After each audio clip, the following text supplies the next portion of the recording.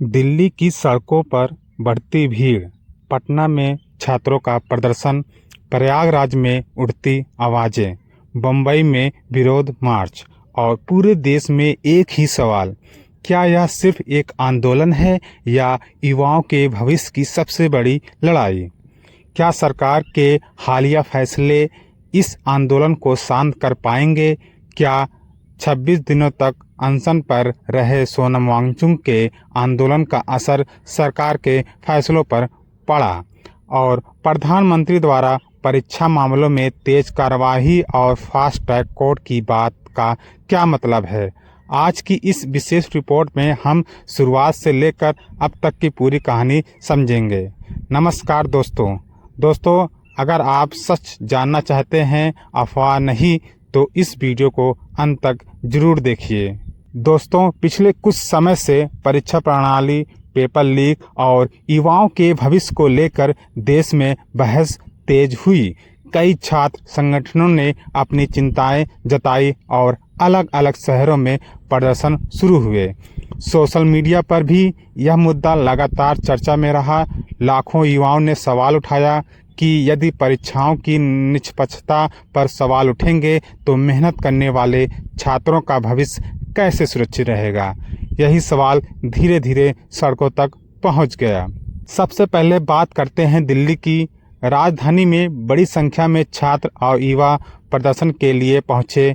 जंतर मंतर और आसपास के क्षेत्रों में सुरक्षा बढ़ाई गई।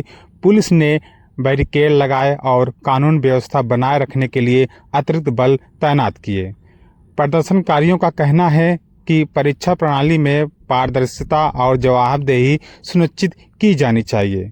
दूसरी ओर प्रशासन का कहना है कि शांतिपूर्ण प्रदर्शन की अनुमति है, लेकिन सार्वजनिक व्यवस्था बनाए रखना भी जरूरी है। यहीं से यह मुद्दा राष्ट्रीय चर्चा का विषय बन गया। अब चलते हैं बिहार की राजधानी पटना में भी बड़ी संख्या में छात्र सड़कों पर उतरे। रैलियां और प्रदर्शन हुए। कुछ स्थानों पर पुलिस और प्रदर्शनकारियों के बीच तनाव की स्थिति बनी और प्रशासन ने कानून व्यवस्था बनाए रखने के लिए कार्रवाई की। पटना की तस्वीरों ने भी पूरे देश का ध्यान खींचा। अब सवाल उठने लगा है कि क्या यह विरोध केवल कुछ शहरों तक सीमित रहेगा या और जगहों पर भी समर्थन मिलेगा। अब बात करते हैं प्रयागराज की। प्रयागराज में भी छात्र संगठनों ने अपनी आवाज उठाई और विभिन्न स्थानों पर समर्थन प्रदर्शन किया। छात्रों का कहना है कि प्रतियोगी परीक्षाओं में पारदर्शिता और निष्पक्षता बेहद जरूरी है। अब रुख करते हैं बम्बई का। बम्बई में भी विभिन्न छात्र संगठनों ने विरोध कार्यक्रम आयोजित किए। कई जगह शांतिपूर्ण रैलियां और ज्ञापन सौंपे गए। अलग अलग शहरों में प्रदर्शन का स्वरूप अलग रहा, लेकिन युवाओं की चिंताएं समान दिखाई दी। दोस्तों, जब देश भर में छात्र आंदोलन की चर्चा तेज थी, उसी दौरान सामाजिक कार्यकर्ता सोनम वांगचुक ने भी अपना अनशन शुरू किया। उनका कहना था कि युवाओं की आवाज़ सुनी जानी चाहिए और परीक्षा व्यवस्था से जुड़े मुद्दों पर गंभीरता से काम होना चाहिए। दिन बीतते गए, 1 दिन, 2 दिन, 1 हफ्ता, 2 हफ्ता और देखते ही देखते 26 दिन बीत गए। जैसे जैसे अनशन लंबा चला, देश भर में उनके स्वास्थ्य को लेकर चिंताएं बढ़ने लगी। सोशल मीडिया पर लाखों लोग उनकी सेहत के लिए प्रार्थना करने लगे। 26 दिनों के अनशन के बाद उनकी तबीयत बिगड़ने लगी। डॉक्टरों ने लगातार उनकी निगरानी की। इसके बाद उन्हें इलाज के लिए अस्पताल ले जाया गया। अस्पताल के बाहर भी समर्थकों की भीड़ देखने को मिली। हर कोई बस यही जानना चाहता था कि क्या अब सरकार कोई बड़ा फैसला लेने वाली है। इसी बीच सरकार और आंदोलन के प्रतिनिधियों के बीच बातचीत शुरू हुई। केंद्रीय मंत्री जेपी नड्डा और डॉक्टर जितेंद्र सिंह सहित सरकार के प्रतिनिधियों ने उनसे मुलाकात की। कई दौर की बातचीत के बाद सकारात्मक संकेत सामने आए।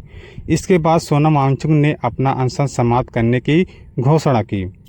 उन्होंने कहा कि बातचीत आगे भी जारी रहेगी और उम्मीद है कि युवाओं के मुद्दों पर ठोस कदम उठाए जाएंगे।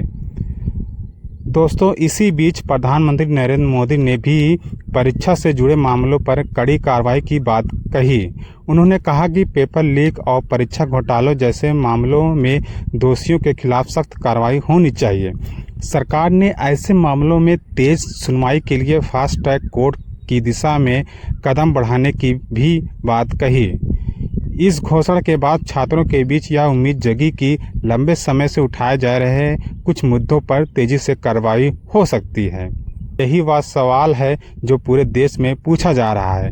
सोशल मीडिया पर कई तरह के दावे किए जा रहे हैं कि मांगें मान ली गई हैं, लेकिन अभी तक उपलब्ध आधिकारिक जानकारी के अनुसार ऐसा कहना सही नहीं होगा। सरकार की ओर से कुछ महत्वपूर्ण आश्वासन दिए गए हैं, लेकिन सभी मांगों को पूरी तरह स्वीकार होने की आधिकारिक पुष्टि नहीं हुई है।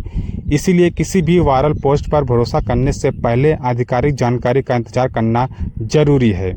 पूरे देश की नज़र सरकार के अगले कदमों पर है। क्या फास्ट ट्रैक कोर्ट जल्दी शुरू होंगे? क्या परीक्षा व्यवस्था में बड़े सुधार होंगे? क्या छात्र आंदोलन धीरे धीरे शांत होगा या आगे भी जारी रहेगा?